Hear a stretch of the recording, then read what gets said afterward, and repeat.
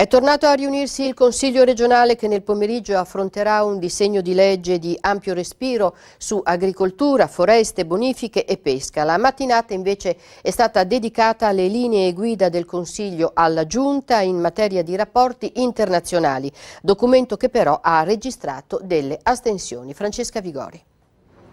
Il documento politico che detta le linee guida della Regione nei suoi rapporti internazionali non trova il consenso unanime del Consiglio.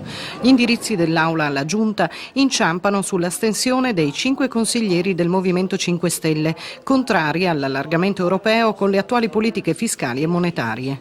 Il documento, esposto dal consigliere PD Martinez, presidente della Quinta Commissione che lo ha predisposto, ritiene infatti di interesse per la Regione favorire e sostenere l'adesione all'Unione Europea dei paesi dell'area balcanica che ancora non ne fanno parte.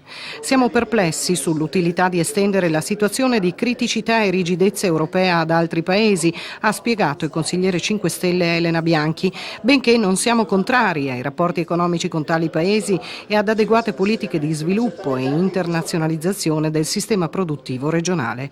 Per queste ragioni il Movimento 5 Stelle si è astenuto, così come la Lega.